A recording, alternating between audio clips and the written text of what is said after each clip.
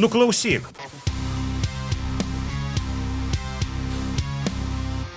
Čia skeletono spurtas. Tada tai yra vieta, kur klausimai skamba trumpi, arba į juos galima atsakyti trumpai taip, ne, arba keliais žodžiais. Ar esat kada uostęs kvapą, kuris priminė žmogų, kurio nesat sutikę, bet norėtumėt? Ne. Ar žmogus gali pasikeisti dėl savęs, dėl kito? Taip. Ar jūs kada nors rimtai gailėjotės pasakytos tiesos? Ne. Ar ironija gali slėpti baimę? Taip.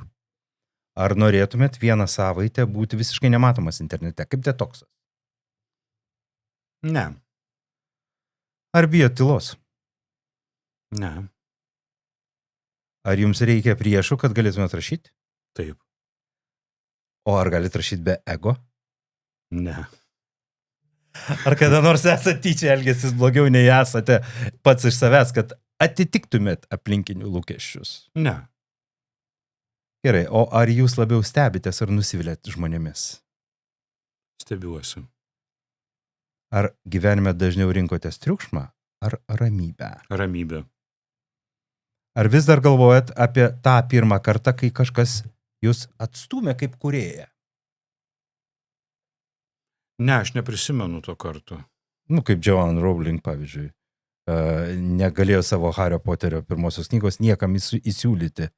Ne viena, dauguma leidyklų atsisakė. Gal buvo kokia patirtis su kokia knyga? Mano pirmoji knyga irgi ne iš karto buvo, bet aš nepasakyčiau, kad aš reflektuoju ir galvoju, kokie jūs buvote kvaili.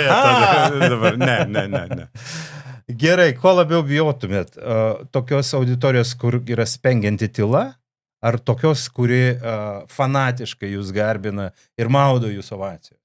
Fanatiškai garbinančios, todėl kad jeigu tie patys žmonės, kurie tave myli, jie tave išduos ir sudegins ant laužo. Tai yra absoliučiai neišvengiama. Bet kokia vieša adoracija yra neša savyje ateityje bausmę ir atstumimą. Gerai. Ką norėtumėt parašyti, jei žinotumėt, kad niekas niekada to neperskaitys, bet tekstas vis tiek būtų išsaugotas po jūsų mirties? Ar yra toks kūrinys? Ne, jeigu jo niekas neskaitys, kam? Sau? Ne, aš su savim taip pasišniku. Kada paskutinį kartą sąmoningai pasirinko tylėti, nors norėsi trenkti tekstu į stalą ar minčių spurtas knyga per galvą, pavyzdžiui? Šiandien. Gerai. Ne su jumis studijoje. Šiandien prieš tai. Kažkoks nerimas buvo jau užėjęs. Gerai.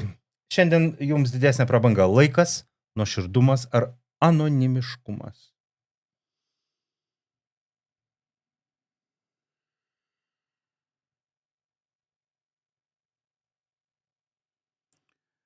Visos trys yra nuostabios prabangos. Ne visos duotos. Ne visos duotos, bet tikriausiai laikas kaip labiausiai baigtinis resursas yra ir didžiausia prabanga. Jeigu būtumėt pasamdytas rašyti oficialų restoranų vadovą Šiaurės Korėjai, Mišlenas, pavyzdžiui, jūs prašytų, nuo kokio patiekalo pradėtumėt?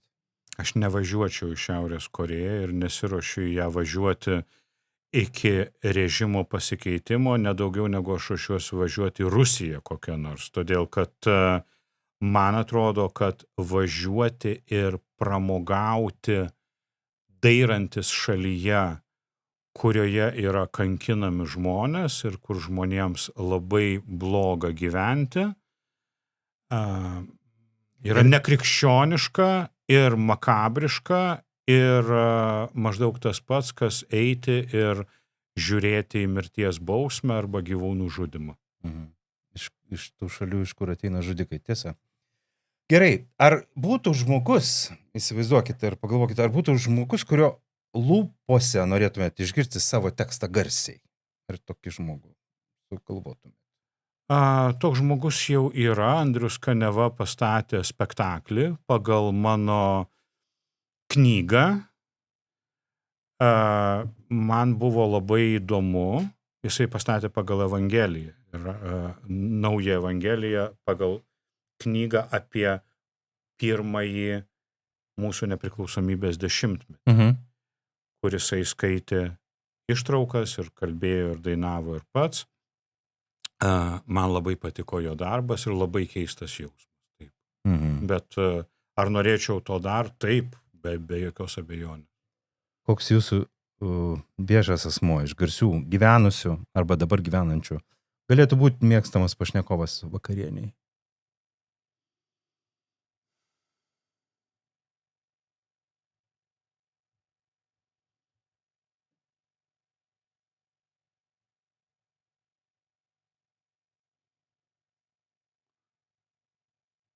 Aš kažkaip tai visą laiką prisimenu savo bičiulį Artūrą Zuoką, su kuriuo mes esam daug šnekėję, bet su kuriuo aš visą laiką sužinau labai labai daug. Man nelabai įdomu būtų šnekėti su tai žmonėmis, apie kuriuos aš labai gerai žinau, ką jie man pasakys, gal todėl, kad aš jų pakankamai nepažįstu. Su Artūru mes esam pažįstami labai seniai ir mes esam daug kalbėjęs ir man su juo labai labai įdomu. Vyno taurė ar vandens stiklinė? Vandens stiklinė aš nebegeriu. Čia laikinas sprendimas, ar šiandien atrodo, kad tai visam laikui? Giedriau, mes visi esam laikysni šitam pasaulyje, bet aš dabar nematau priežasčių, kodėl aš norėčiau sugrįžti prie alkoholio. Aš nepasiilgstu jokių teigiamų dalykų. Aš specialiai nekabinau tos temos, girdėdamas, kad jūs pasakėt griežtą ne alkoholiui, nes manau, kad tai yra atskira, visiškai plati tema, nes čia yra tokių gylių, kad Dieve padėk. Paskutinis klausimas, kad mes jau tokie esam besibaigiantis resursai ir tai yra tiesa. Jei rašytumėt savo epitafiją, o ne epifaniją, kaip aš sakiau, bet ji turėtų būti su šiek tiek humoru, šiek tiek, kas ten būtų parašyta?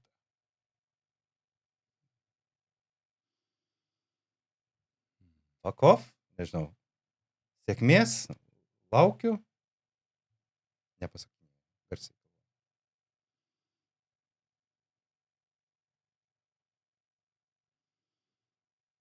Jis bandė būti geras geriems žmonėms. Ačiū. Čia buvo Andrius Užkalnis, Skeletono spurtas.